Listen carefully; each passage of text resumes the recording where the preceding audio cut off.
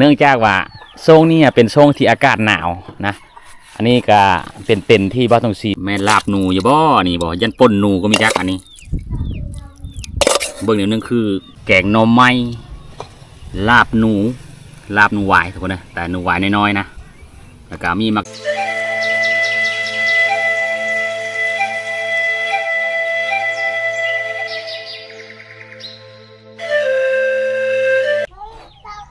เอาขอก้าวทักทายสบายดีทุกคนกับ FC ทั้งผู้เก่าและผู้ใหม่กับมื้อนี้ก็อยู่ที่เพิ่นบ้านตรงสีเองทุกคนก็คือบ้านนาเมืองเซโปนทุกคนบ้านนาเป็นบ้านของพี่น้องชาวพาบลูแต่ว่าบ้านตรงสีก็เอาเมย์อยู่บ้านนี้ทุกคนนะบ้านชนพาบลูนี่ก็เอาเมย์มากได้อยู่ประมาณอยู่ 5-6 ปีทุกคนเลยนะแต่ว่าบ้านตรงสีก็เป็นคนผู้ไทยอยู่หน้าบ่อทั้งแบงทุกคนเลยนะกับมื้อนี้ก็เป็นมื้อวันเสาร์ทุกคนเลยนะก็เลยบ่ได้เข้าป่าหากินทุกคนเนื่องจากว่ามื้อนี้มีช้างมาเฮ็ดเฮิร์นของบ้านตรงสีเองทุกคนก็คือปูกะโลทุกคนเลยนะเมื่อคืนนี้พาลูกชายและลูกสาวนอนอยู่นอกพี่ทุกคนเลยนะกาชนเผ่าวาลูเฮานี่กามันมีหลายชนเผ่าทุกคนเลยบอกว่าจะเป็นชนเผ่าตีบ่มองกองบ่ตาโอ้ยบ่เผ่ามงบ่นะมันหลายวันละชนเผ่านี่ก็ตกอยู่ประมาณ40 ปลายทุกคนนะ40 ปลายชนเผ่าทุกคนเลยนะมีอย่างครับไปเบิ่งนำกันทุกคนมื้อนี้เด้เมื่อคืนนี้พ่อตองสีพาลูกชายและลูกสาวนอนอยู่นี่เมื่อคืนทุกคนเลยเนื่องจากว่าช่วงนี้เป็นช่วงที่อากาศหนาวนะอันนี้ก็เป็นเต็นที่บ้านตรงสีซื้อมาประมาณอยู่ปีปลายทุกคนเลยนะปีปลายแล้วอันนี้แต่ว่ารุ่นนี้มันกันน้ำไม่ได้ทุกคนเลยนะพอเพลงแต่ว่ากันน้ำเหมาะนะกันน้ำไม่ได้ทุกคนเลยนี่นะอันนี้คือเฮิร์นบ้านตรงสีเองทุกคนอันนี้เฮิร์นนี่การบ้านตรงสีสร้างมาประมาณอยู่ถ้าเดาไม่ผิดนี่4 ปีทุกคนเลยแต่ว่าเฮิร์นนี่ก็ประมาณอยู่7x7ทุกคนเลยนะแต่ว่าบ้าทง41พอแต่ว่าอยู่ได้ก่อนทุกคนเลยนะแต่ว่าจะได้ใหญ่แล้วทุกคนเลยการยังไม่สร้างไม่ได้แต่ว่าเฮ้าผ้าทุกคนไปเบิ่งทางในตัวนี้คือบ้าจุดที่บ้าทงสีสร้างต่อไปก็คือแผนต่อไปก็คือเยเทิร์นโคทุกคนเลยนะเยเทิร์นโคแต่ว่ายังไม่รู้จักว่ามันสีแล้วปีเลยตัวนี้ทุกคนนี่นะมื้อนี้สร้างเพิ่นมาบ้าทง41นำแล้วท่าทุกคนเลยนะนี่อันนี้คือเฮิร์นโคเองทุกคนเฮิร์นโคนะเฮิร์นโคนี่เป้าหมายของมาตุสีในปีนี้นี่คือชิมากอ้อทุกคนเลยนะถ้าเป็นไปได้เฮิร์นโคนี่ใช้มาประมาณอยู่2 ปีแล้วทุกคนเลยมันก็เริ่มเพ่แล้วนะเนื่องจากว่าชุดก้อนนี่มันมีพายุนี่ทุกคนนะเสามันก็หักไปนิดนึงแต่ว่าเป้าหมายบางทีชิมากที่ปีนี้นะทุกคนเลยนะนี่มันมีทรโคงเต็มทุกคนนะอ้าวบอตงสีสิพาทุกคนเข้าไปเบิ่งว่าทางในของเฮิร์นบอตงสีนี่มันมีอย่างแน่ทุกคนนะเดอันนี้กะโหลที่บอตงสีซื้อมาแต่เก่า30 แก๊สทุกคนเลยนะ3 ปีแล้วทางบอตงสีซื้อมาแต่ว่ายังไม่ทันเอสเลยนี่ทุกคนเลยนะแต่ว่าแผนที่บอตงสีที่ปลูกกะโหลในมื้อนี้นะก็คือ2 ห้องนี่ทุกคนนี่นะ2 ห้องนี้แหละนะบอตงสีรอทาสร้างเพิ่นมาทุกคนนี่บอตงสีผสมซีมังแต่เช้าเนี่ยทุกคนเลยนะแต่เช้านี้ว่าจะอัปเดตเธอ FC ทุกคนเบิ่งแล้วก็แต่ว่าไม่ได้เนื่องจากว่ามันแต่เช้ามันมืดก็เลยบ่ได้ถ่ายให้ทุกคนเบิ่งเด้เอาสิปูกะโลเนี่ยทุกคนเลยนี่แหละเพิ่นบอตงสีกะอันนี้คือกระเบื้องของมาทางใกล้ๆกับไอ้น้องเฮานี่แหละก็คือมาทางเวียดนามทุกคนเลยนะกระเบื้องตัวนี้กระตกอยู่บอตงสีซื้อตัวนั้นในแผ่นหนึ่ง70,000 เงินลาวทุกคนเลยนะกับแผ่นหนึ่งยาวอยู่ประมาณดูแม่น50ได้ทุกคนเลยนะแม่น50กว้างนี่80ทุกคนเลยนะกะโหลที่บอทองสีใช้นี่เป็นกะโหลของเวียดนามทุกคนเลยแต่ว่าเรื่องคักนี่มันมีแพ้กะโหลที่ทางเฮามาแต่ไทยทุกคนนะแต่ว่ากะโหลทางพังเวียดนามก็มีตัวคักคือกันทุกคนแต่ว่ารุ่นนี้นี่บ้านตรงชีบอกเลยว่ามันจะซึมเวลาเขาผลตกแห้งๆมันจะซึมทุกเลยนะมันจะแตกต่างจากกะโหลเขาเอามาแต่ไทยเพราะว่ามันมีสีเขาท่าโดยเฉพาะทุกคนนะแต่อันนี้เวลาเขาตกแห้งๆนี่น้ำมันจะซึมลงกะโหลเลยทุกคนนะมันเป็นกะโหลสีขาวๆทุกคนเลยนะ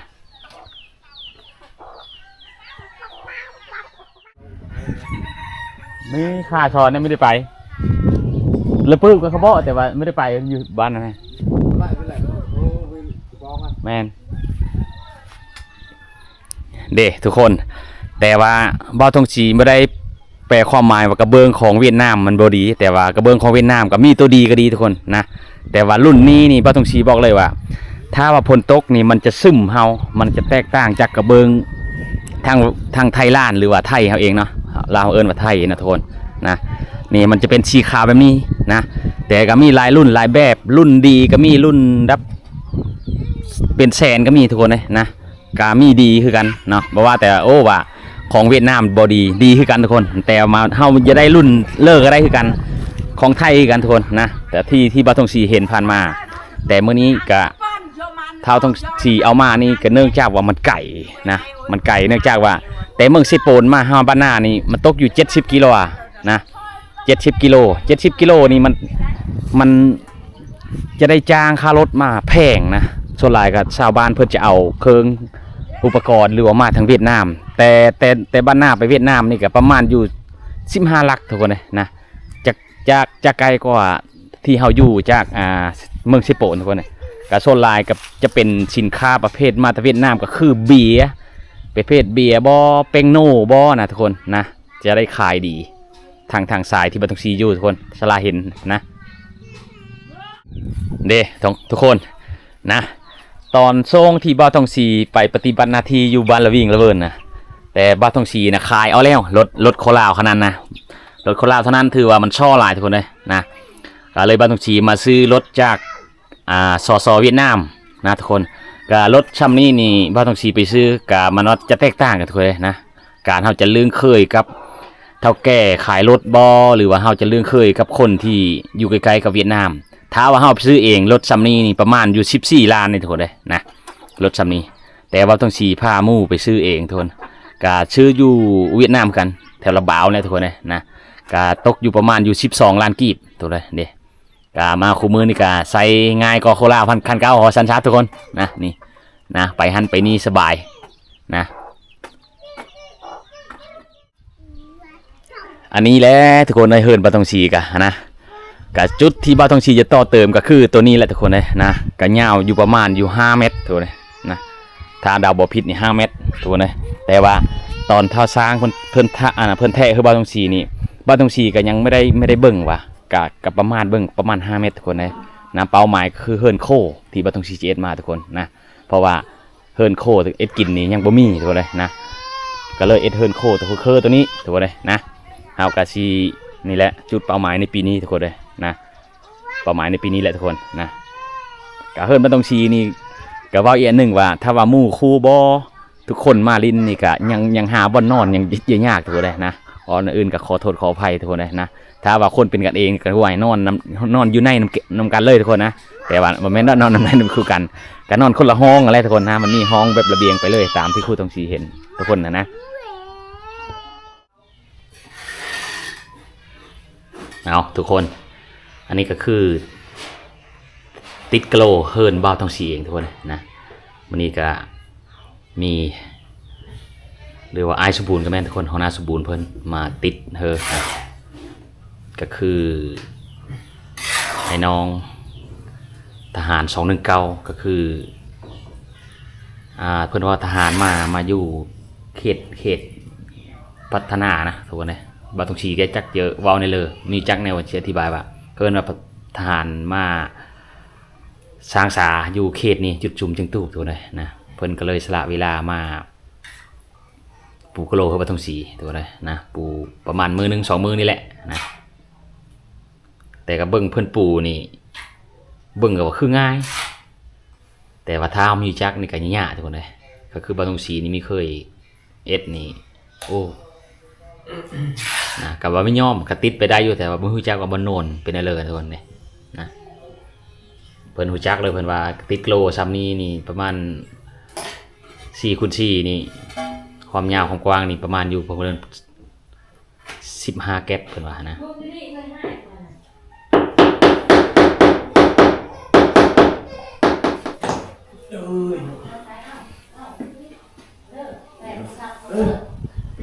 ถ้าว่าเฮาอย่ามันเพลงกันคักนี้ ต้องได้เปิงปูนนี่เนาะแม่นบอกอ๋อเพราะว่าผ่านมาที่บาทงซีเอสนะบาทงซีเทพื้นมันสูงไปแล้วทุกคนเลยนะเลยมันจะยากนิดนึงมื้อนี้นะเอสลาบหนูทุกคนเลยลาบหนูจะคือกับลาบป่าลาบเหนียวนะทุกคนนะอันนี้เอสลาบคือสร้างปูกะโลนะแต่ว่ายังไม่ทันได้แล้วปูกะโล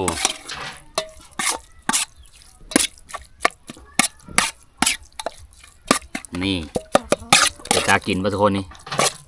เบิ่งนึงคือเนียนไข่สปีโกยแต่ไม่แม่นนะอันนี้คือลาบหนู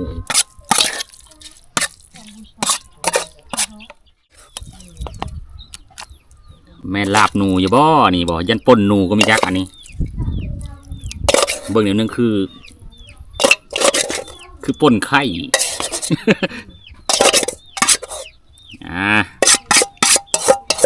อันนี้แหละเมนูบานๆเฮาทุกคนเลยหาหญ้าได้หนูในคันมีขึ้นผู้ไม่ได้กินนอกจากเฮาซื้อเอา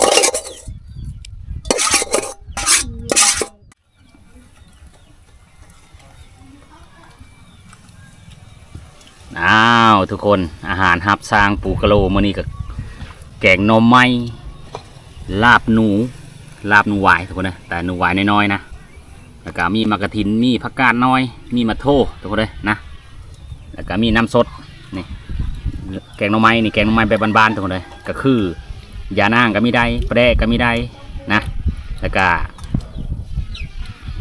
เพิ่นเฮ็ดก็มีได้ว่านะซ้ำทุกคนเลยนี่นะ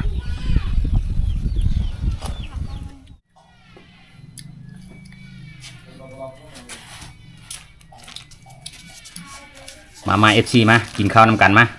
กินข้าวเที่ยงมื้อนี้กินข้าวกับสร้างถูกเลยสร้างปูกะโลเฮอบาทองสีเองมีลาบหนูเนี่ยแกงหน่อไม้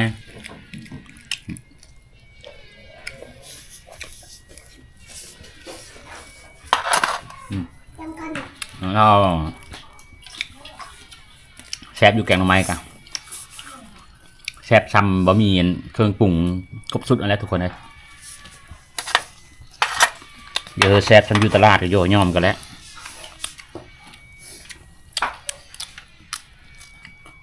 มากิน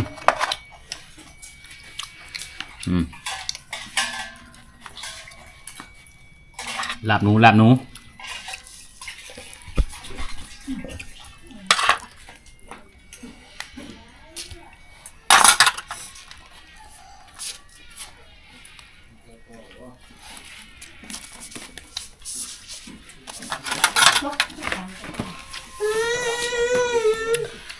บอส่งผมมาให้กูโจนพอดีบงอยู่เนาะเขาเป็นขาเหรอใครจะขี่แบบวะใช่ที่แบบวานป้าเนื้อขาคอป่ะ11-12 โมงกินข้าวแซ่บน้ำน่ะน้ำป่ะไปใช้แม่แม่มึงน้ำมัน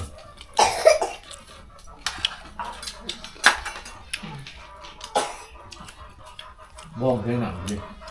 ทิ้งไอ้ทิ้งบ้องนะไอ้หนูเขาได้เจอต้มนะไอ้เพลงหนังนี่เขาเนี่ยไอ้กินเยอะข้าวแห้งมีจ้างนางจะอธิบายไปทุกคนนะมีแต่กินอย่างเดียวเนื้อข้าวแข็งบ่เมื่อนี้กินข้าวเยอะดูลานกระลายทุกคนนะไข่ขอผมเนาะ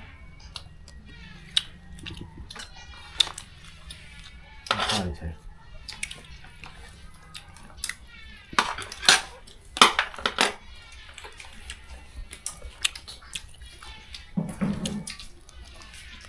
เห็นไหมมาเฮ้ยก็ได้เลือกขึ้นเพื่อตัดผมมาตัวคู่เอาคู่วะโม่คักนี่อย่าตัวขี้ดื้อมียักษ์ไปตัดแบบนี้คุยชอบบอกอ๋องามแล้วทงทหาร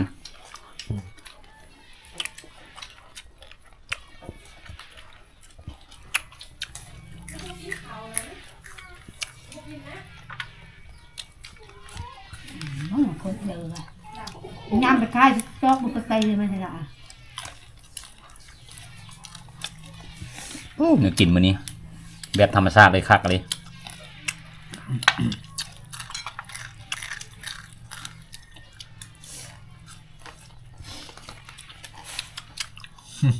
เชื่อตัวนั่งจอนขึ้นไหมจุ่มลง บุคคลน้ำทิ้ง เอาตอนนี้ก็บ้านซบสลูกับบ้านหน้าทุกคนเลยเนี่ยผานี้บ้านหน้าไปคุบไหมเอาตั้ง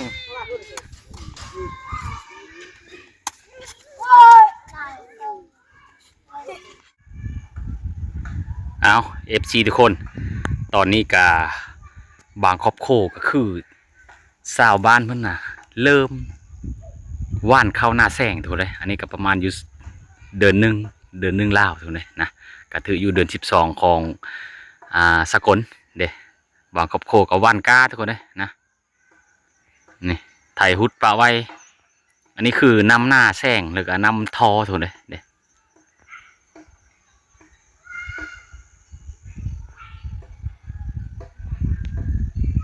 หน้าก็เป็นหน้าตีนบ้านถูกเลยนะหน้าตีนบ้านนี่บอกเลยเขาดีงามถูกเลยนะแต่ว่าทลาเห็นนะเขาหน้าแซงแต่เขาหน้าปีนี้กับบ้านทงชีก็มามิทันเพิ่นเกี่ยวเรียบร้อยทุกคนเลยนะแต่ก็มีหู้จักว่าเพิ่นได้จักเป่า